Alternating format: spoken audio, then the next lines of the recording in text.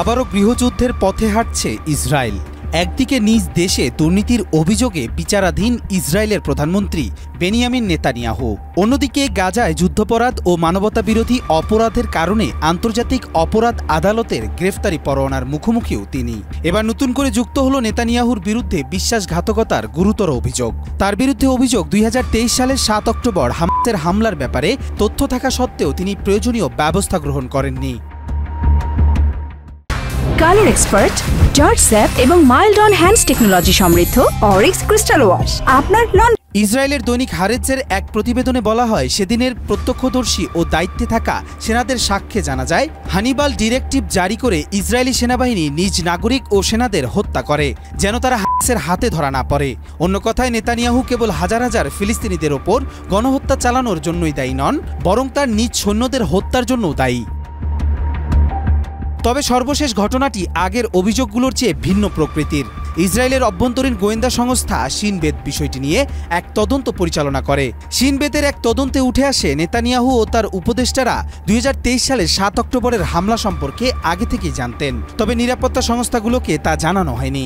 এমনকি গাজার বেসামরিক কর্মচারীদের বেতন দেওয়ার জন্য কাতার থেকে যে অর্থ হামাসের কাছে পাঠানো হয়েছিল, সেই অর্থের কিছু অংশ আত্মসাৎ করা হয়েছিল, কারণ অর্থগুলো নেতানিয়াহুর উপদেষ্টাদের মাধ্যমেই পাঠানো হয়েছিল। নেতানিয়াহু ও তার উপদেষ্টাদের বিরুদ্ধে শিনবেতের এই তদন্ত মূলত কাতার গেট কেলেঙ্কারি নামে পরিচিত। এই তদন্ত ফাঁস হওয়ার পর ইসরায়েলের সামরিক গোয়েন্দা সংস্থার প্রধান আমান ও চিফ অব স্টাফ তাদের ব্যর্থতার কারণে পদত্যাগ করেন। অন্যদিকে নেতানিয়াহু শিনবেত প্রধান রোনেন বারের পদত্যাগ দাবি করেন, তবে বার পদত্যাগ করা থেকে বিরত থাকেন। তিনি জানান, তারা দীর্ঘদিন ধরে নেতানিয়াহুর বিরুদ্ধে তদন্ত পরিচালনা করে আসছেন, তাই এই মুহূর্তে পদত্যাগ করা তার পক্ষে উপযুক্ত হবে না। পরে ইসরায়েলের সুপ্রিম কোর্টও সিদ্ধান্ত দেয় যে বর্তমান পরিস্থিতিতে নেতানিয়াহু বারকে বরখাস্ত করতে পারেন না। এরপর নেতানিয়াহু আদালতের সিদ্ধান্ত অমান্য করে বারকে বরখাস্তের ঘোষণা দেন এবং তদন্ত বন্ধের নির্দেশ দেন। নেতানিয়াহুর এই সিদ্ধান্তকে অনেকেই ইসরায়েলের গণতন্ত্র ও রাষ্ট্রীয় প্রতিষ্ঠানের বিরুদ্ধে যুদ্ধ ঘোষণা হিসেবে দেখছেন। ইতিমধ্যে তেল আবিবে 2 লাখেরও বেশি মানুষ তার পদত্যাগের দাবিতে বিক্ষোভ করেছেন।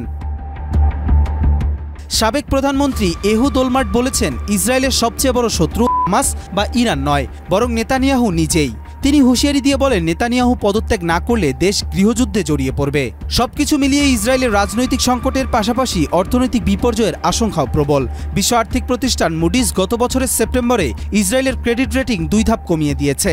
সংস্থাটি জানায়, ইসরায়েলের রাজনৈতিক সংকট ও নেতানিয়াহুর নেতৃত্বে শাসন ব্যবস্থার দুর্বলতা অর্থনীতিকে ঝুঁকির মধ্যে ফেলেছে।